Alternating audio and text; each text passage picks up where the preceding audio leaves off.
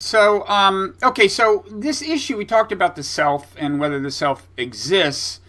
And I think the way we were talking was leading toward the question of moral agency. And there's actually a couple of different ways the question of moral agency arises. Certainly, one of them is what we already suggested, which is that, well, if the self is just an artificial construct, and really you are just, your behavior is just kind of mediating a flow of causality, and you were born into this environment, and the rest is history. Of course, what I'm saying here is pure determinism, and I know the question of whether Buddhism or certain schools of it are deterministic, and whether Vasubandhu was a determinist, is a whole question in itself. But anyway, one might, at first glance, one might listen to what I said and say, okay, so that's a deterministic view of human behavior, so there goes moral agency. How can you blame people for behaviors that were inevitable when they were, the day they were born and even before they were born, right? Right. So there's a leap there at the very end. The question of blame is somewhat different from the question of whether there is moral agency. The Buddhist tradition does emphasize the fact that we're all caught up in our karma in such a way that we really shouldn't be blaming people. We should be trying to cultivate compassion toward all beings. We should acknowledge that people have the capacity to change but are trapped by their conceptual constructs. And the same is true for ourselves, that we have to try to change our view, not really think about. So one of the distinctions that I make is that in the Buddhist tradition, at least the way Vasubandhu presents it, it seems that we are in a way caught up and out of control when we engage in most of our action most of the time. But the Buddhist tradition provides us a way of changing our state and slowly accruing positive transformations. So the ordinary flow of events is, I don't want to say totally deterministic, because I don't think that they really have made the argument that it's totally deterministic. Yes, there are causes and results, but a lot of those stages and causes and results are things that feel like choices when we enact them. So grasping at something, craving after something, acting on a desire.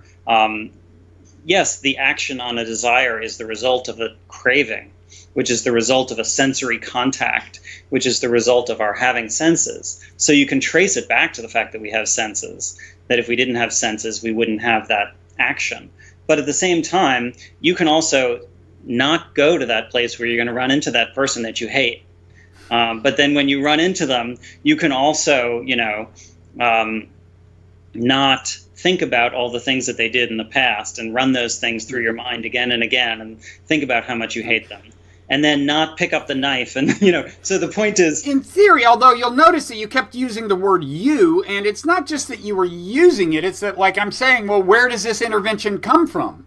And, this reflectiveness that leads you to not kill the person or whatever, like, where does this enter the causal system? And I'm having trouble imagining where it would come from other than an actual you, right? Well, there are different ways to go about it. One possibility would be to say that it comes from the Buddha, who set another causal flow in action when he intervened in our world and created this set of teachings. And the teachings are available, and because of having read the teachings, I'm convinced, and it affects my mind. The language of the Buddha is geared towards certain kinds of beings, like me, and so I have the capacity to understand it. And when I read that, it changes my mental state in such a way that I think maybe I should go meditate, maybe I shouldn't go in that area. So there's a possibility of causal, of course, but that's a causal story. That's kind of a purely causal story where the causes were set in motion before you were born. Right. So that's not grounds for blaming someone, it seems to me. Right. Right.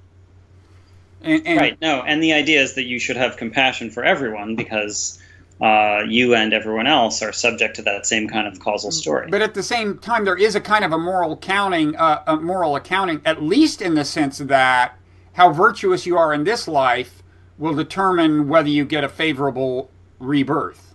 Well, that's right, but that's not considered good in the Buddhist worldview, right? Because we're stuck in samsara. That's the problem of samsara, that we are subject to our actions. Even good actions, they lead to a good result, but you're still stuck within karma because you haven't managed to get out of the cycle of rebirth and this sort of patterned causality. The Buddhist teachings, I mean, one way I like to think of the Buddhist teachings is that even though you're stuck for the most part, the Buddhist teachings are providing you space for thinking about and for getting out of this sort of karmic causality, and eventually you free yourself entirely from karmic causality. Now, it may seem like even the Buddha's interventions are causal in some way, because everything in the world is causal. But the final result seems to be outside of the causes entirely. At least that's the goal.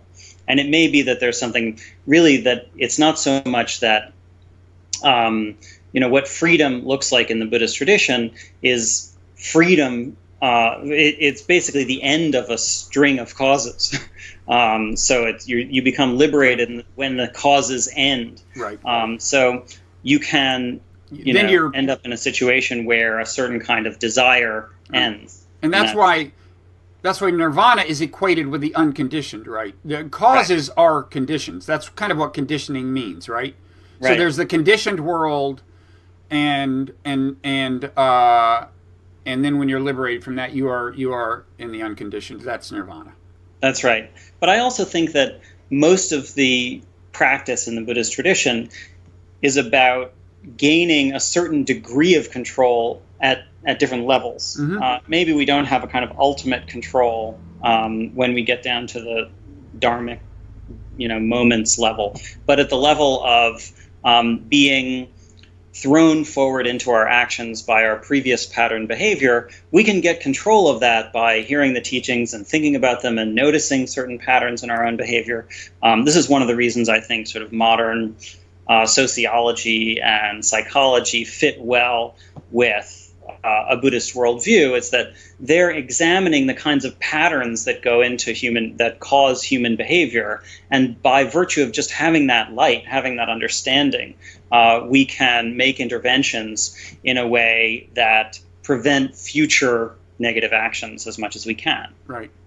So there's a separate sense in which culpability arises. I think it's separate. It's related, but you talk about this in the book, which is that the me that commits the crime, not only is it the case that I have changed in between the time I commit the crime and I go to jail, so the me that commits the crime isn't the me that goes to jail. It's that in this line of thinking that you lay out, no, there's not a single part of me that is the same when I go to jail as when committed the crime. So how can you punish something that's just a totally different entity? This is not the person who committed the crime in any sense, right?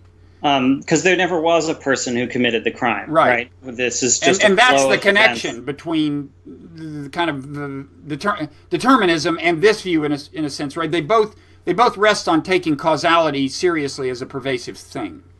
So yeah, I mean, and here it undermines the sort of self-righteousness that we feel regarding, justice being served on a criminal or something by saying, well, it's really, we're all culpable to some degree because we're part of the same social setting, right? When you look at a criminal act from the perspective of, say, what have you done to prevent the drug epidemic that leads to the incentive for criminal activity, which led to this violent act, you see how we're sort of all culpable, and that way of thinking about us all as culpable within a larger process does take out some of the sting of thinking about, okay, this event is something that's sort of the result of our whole society. It's not just the result of what this person did. It's not actually even from that perspective, one person doing something. Mm-hmm. It's a whole society acting in a certain way and allowing certain kinds of results and actually causing certain results. Mm-hmm. But of course, we don't put the society in jail. Mm-hmm.